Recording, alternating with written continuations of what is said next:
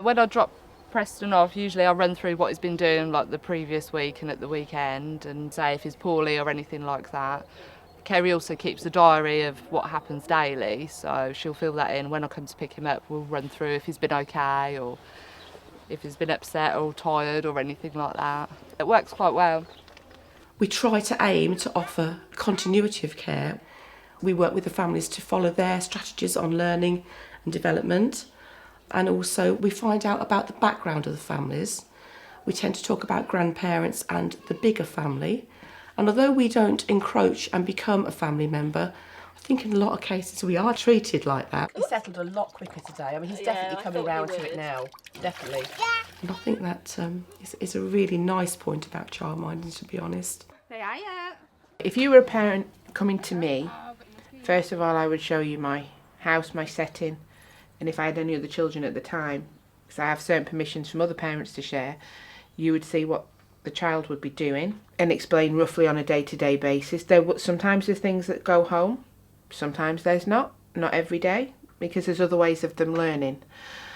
But there will always be photographs that you will share. I have a separate page where only parents can access on the internet, so they can see an everyday thing go through, and that they would get a learning journey at the end of it where they can see a child progress, which is a document or a file or a scrapbook, and it depicts their child doing an activity, how they're learning from that activity, how they enjoyed that activity, and it progresses from when they start all the way through to when they leave.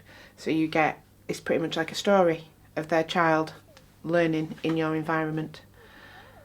But they can see the photos aren't posed. It's them doing the activity and engaging in the activity. So the parents don't just have to take my word that their child was happy and content. They can see for themselves. Maybe 1.5. I am lucky with all the parents. I talk well and communicate well with them all, and that's from the very initial time that they step into the house.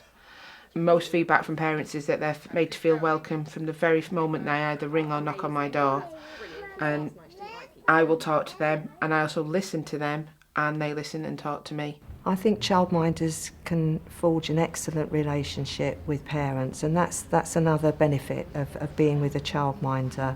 It's always the person who's been caring for your child that you see at the beginning and at the end of every day.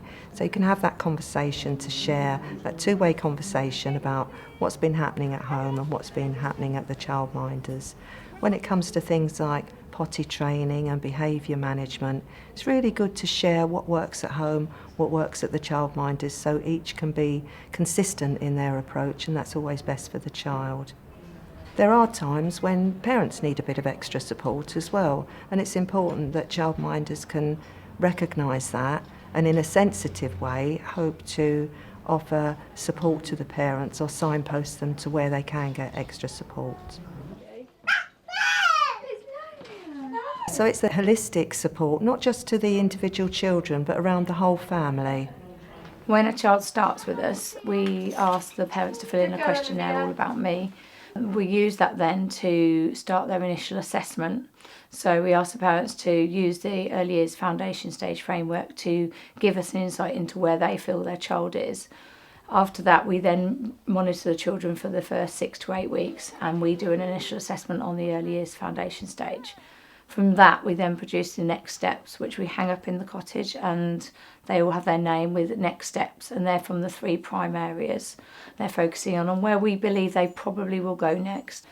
And then what we do is we look at the children, we note through the month the resources that they're interested in, the interests they talk about, the things they play with, the ideas they come up with, and that's a mixture of play here and play out and about as well. And then we tailor the next steps and the resources and the changes to those children's needs. Are you going to say goodbye to everybody? Katie, let's go. Bye time. Would you like to get them ready now?